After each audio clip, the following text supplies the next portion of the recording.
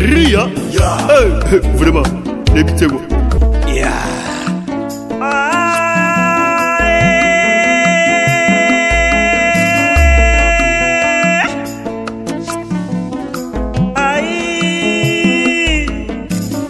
C'était na yo komi kose pelisa kocha mobimba angora braza pe Congo Congo Kinshasa. Alléluia. Bana na Nzambe. Juste d'aller rappel ya koma na fin ya séminaire na biso. Un chrétien, il faut aboya di sumu. Chrétien oya za ko yiba. Na oya za ko kosa tatana bango za moko kaka nani? Diabo.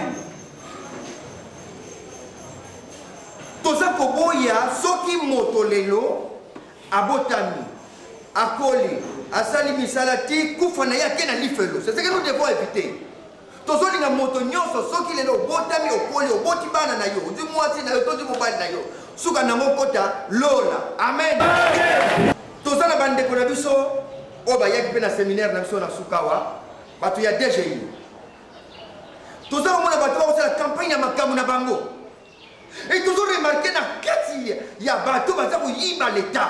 Bato bazo bonya makambo l'État zo senga pona ke mboka eke na liboso ba chrétien baza na kati. Alléluia. Frères et sœurs. Tokoyebisa bino lelo te. Jésus-Christ mwana na Nzambe avait reconnu l'impôt. Et ce total na makomi Matthieu 22 15 tine à 22. Ce qui est bien aimé. Au comment on a place, il y a tenter Jésus-Christ. Il y a tout na yeli kamboya bako. Jésus a sengaki bango mo mali bende atuni bango. Elongi ya nani eza na mbongo. Bien aimé. Bato bazongi seni Jésus balobi ezali elongi ya empereur César. Et tout dans la Bible, il y a César, ton empereur, a représenté l'État. Dieu a représenté l'Église, pandémie, nyonso. Donc Jésus, ton Zambe, a ma kambonaye, l'État pas dans ma kambonaye. Alléluia. Et Jésus a ici bango. Rendez à César ce qui est à César, rendez à Dieu ce qui est à Dieu. Alléluia. Bien aimé, Jésus a reconnaître un beau. Et ce totali, dans ma comité, pour ça, nous avons matière à souka. Beaucoup de Jésus a tenu Pierre à Kende, que fongo la monoko ya mbisi, à Zombongo, à Yagofuta Batuya, impôt. Ils allaient qui TVA. TVA, tina na mwezali nini.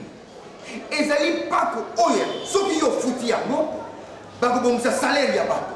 Ceux qui ont foutu yango, bako bonsa babalaba, bako tseba minda. Timinde comme na mboka, communication na mboka, bako tomba immeuble. Salaire ya bato comme malam, kolia malam, kolata malam. Alléluia.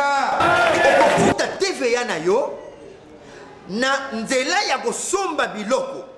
Lokola ba grossiste. Tozana ba chrétien ou baza ba grossiste, baza ba commerçant minene. Kende na bonne na voie ya malamu na difforme kende na DGI kende mi komisa soit mi kanda soit autorisation et okomona makambo yo kende malamu liboso. Alléluia. Moto ya kofuta bako to kofuta TVA eza moto azana mbongo na capital 80 millions de francs congolais. Tozana bandimi mingi bazali awa etonga baza ba détaillant baza te na capital ya 80 millions de francs congolais te kasuki asombi mwa manyoko muke to asombi nzombo muke lera kotia na mesa atie mutuya akolia fois 3 fois 4 ki capital na ye bande ko c'était péché eza lisumu okota lifelo okende kota diable ene mese boni totika moyibi totika lokuta totika lokosa l'état eza ozokosa pe nzambe totambola na sembe liboso tosilisa na kopesa bino baverset biblique parce que ngonga na biso se koki oyo bokende otanga na ndako bokotanga na Matthieu 22 verset 15 tina 22 bokotanga na Matthieu 17 Bandana 24. Au total, toujours les cambo ya TVA. Balobé dans la Bible.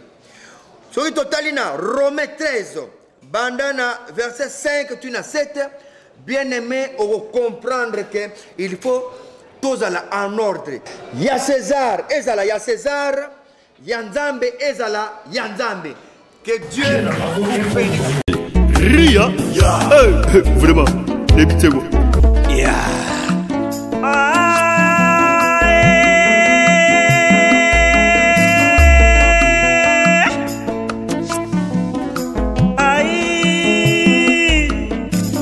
Site na yo ekomi kosepelisa kocha mobimba angora braza pe Congo Kinshasa